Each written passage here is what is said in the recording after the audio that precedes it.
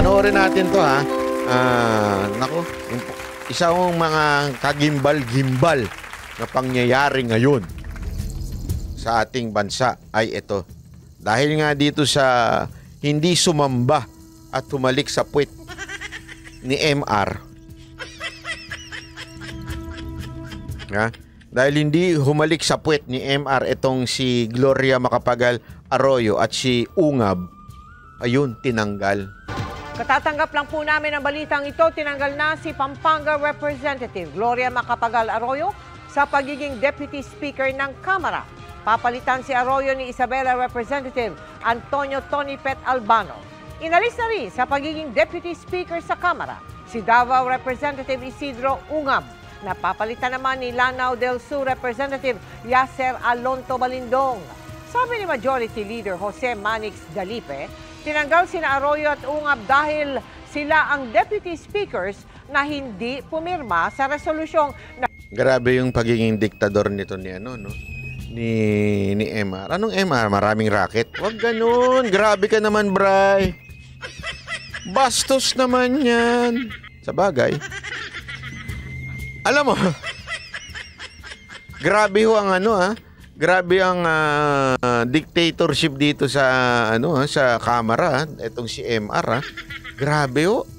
Yung hindi ka lang sumuporta at hindi mo lang alam mo yun pinirmahan yung support sa iyo na sana nga kung kung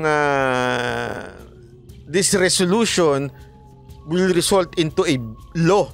Alam mo yung kunwari ito'y bill, hindi not resolution, kunwari ito'y bill at napaka-importante nitong law na to, and because you are no longer the same vision, di ba? Yun pwede kang tanggalin as Deputy Speaker, pero hindi tinanggal ka dahil hindi mo ako sinamba, ganun. Tinanggal ka dahil hindi mo ako sinusuportahan, di ba? Ambadoy. Kaya correct kayo. Paano na lang pag naging presidente yan? Grabing diktador yan. Remember, the president is Romualdez and you are Duterte. Ganyan yan. Maniwala ka sa akin, pag naging presidente yan, ganun ang asal niyan, asal diktador. Hindi, alam mo, eto si Pangulong Duterte. Si Pangulong Duterte, astig yan, di ba? Pero astig yan sa mga kriminal, astig yan sa mga durugista. Pero pagdating sa hindi ho yan napaka nire-respeto niya ng demokrasya. Kaya nga, pinakamadaming oposisyon na maputak. Nung panahon ni Pangulong Duterte, hindi niyo ba napansin yun? Mula sa Kamara, mula sa Senado, andyan pinababayaan niya na maputak. Isipin nyo kahit nga yung Senate President doon, di niya pinakailaman na si Soto. Although malapit kanya si Soto, pero minsan kumukontra rin si Soto sa mga policy ni PRRD. Although, di ba, hindi niya pinakailaman. Pati Kamara, meron man siyang gustong na mga speaker, pero dun sa mga nasa baba, hinahayaan niya na yung speaker, ang, alam mo yun, ang dumiskarte, papaano ba at yung speaker noon, hindi rin diktador. 'Di ba? Ngayon grabe ho, napaka-diktador naman sobra nito. Yung hindi ka lang purihin at dilaan yung puwet mo.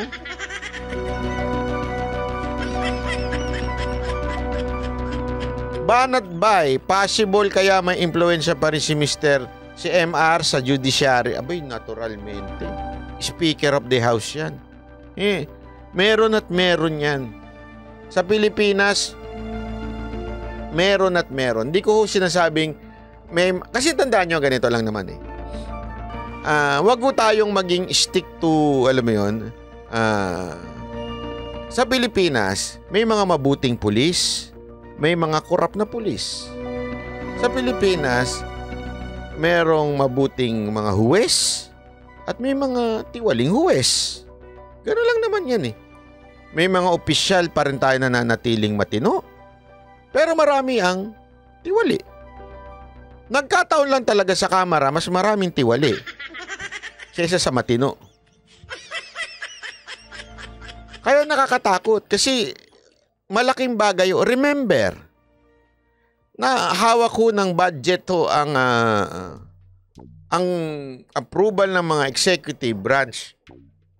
Hawak ko ng ano yan, ng budget to, hawak ko ng Kamara yan. So talagang medyo hindi mo pa pwedeng, posible ba na may impluwensya? Oo, posible. Everything is possible sa Pilipinas.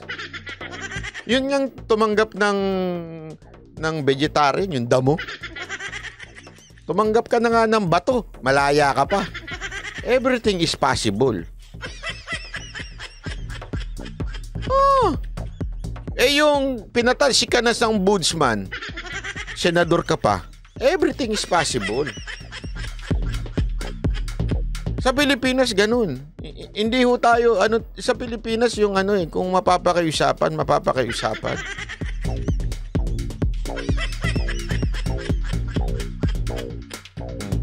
Sabi nito, boss, doble ingat na kayo, pinamaster na kayo. Anong pinamaster? Anong pinamaster? May utang ka nga ang tax, presidente.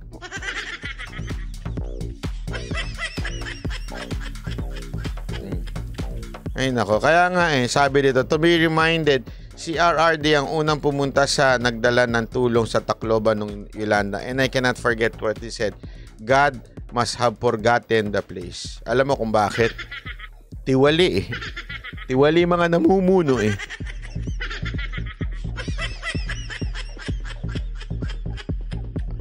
Wait lang Ano yung Wait, sorry. Medyo naligaw ako doon sa pinamaster ka na.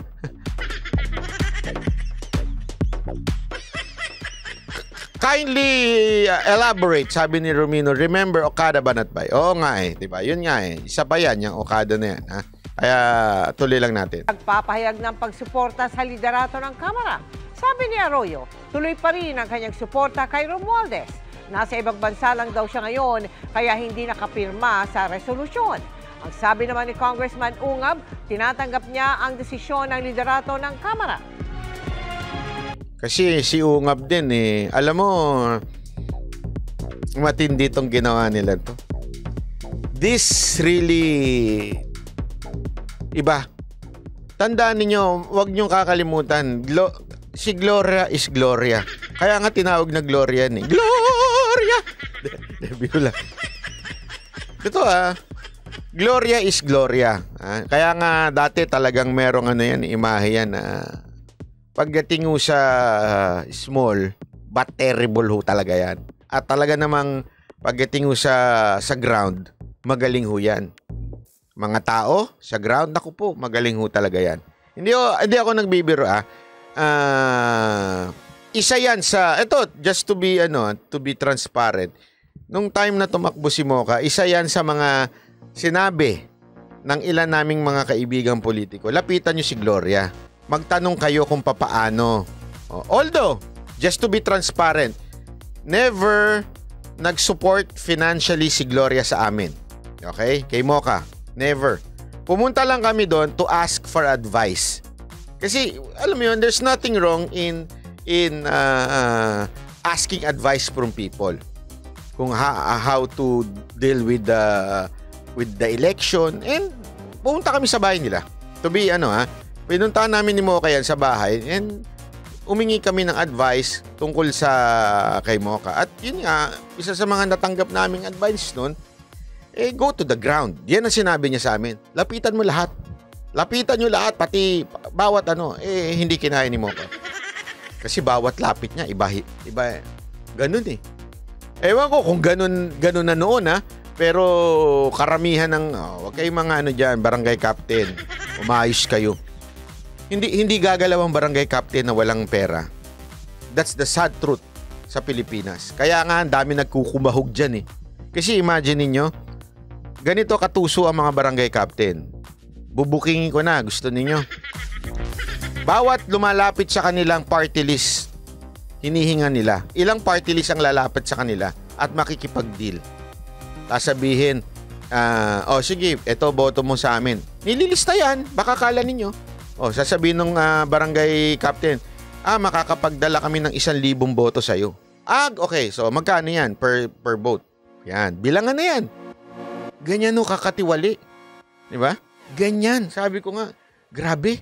Grabe naman ang ano. At ano yan hindi lang sa'yo. Meron pa sa iba. So, kunwari, pag malaki yung barangay mo, panalo ka. Ganun katindi. So, pag malaki barangay mo, aanuhin mo. As in, hindi ako takot pangalanan ng mga barangay captain. Nagkataon lang nakalimutan ko ng mga pangalan nila kasi kinalimutan ko talaga. Kasi nga hindi namin pinatos. Bakit? Wala naman kaming pera. Paano na mabayaran 500 tapos paabutin mo? Imagine niyo na lang. You have to have a list of 200, more or less, to win a national post sa party list.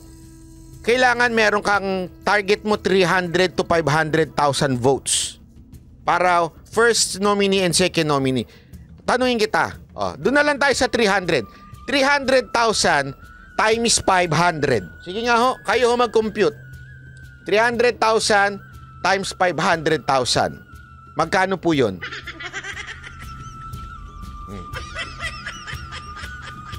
Kung hindi ako nagkakamali, lagpas yun ng 300. So, 300. Tapos add ng 2 0. 30 million. Tama ba? Sana tama ako Iba pa yung barangay captain. Ganyan mag-compute para manalo ka. Sabi ko nga, Mox, kung meron akong 500,000, magbumotor na lang tayo. 500,000. Kung meron tayong 30 million, magmotor na lang tayo. Ba't pa tayo tatakbo? Di ba?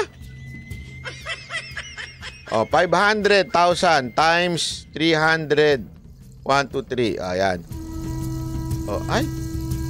Ay, ganun kalaki.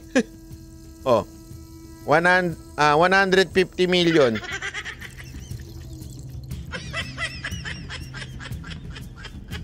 Isipin mo yun? Saan kami kaya mo makikita na ang pangit ng sistema sa Pilipinas. Bakit? Para mahalal ka, talagang gagastos ka ng malaki. Para mahalal ka, kailangan mo ng supporter sa mga mayayaman na eventually they will need your support to push for their own agenda. Di ba po? Ganun katindi. Para ka manalo. Ngayon, kung ikaw nanalo na at gumastos ka ng sobrang laki, tanungin kita, babawiin mo yun o hindi mo babawiin? Siyempre, laki na ng ginastos mo. Di babawiin mo yun. Kaya yung extraordinary fund, talagang ipaglalaban nila yan.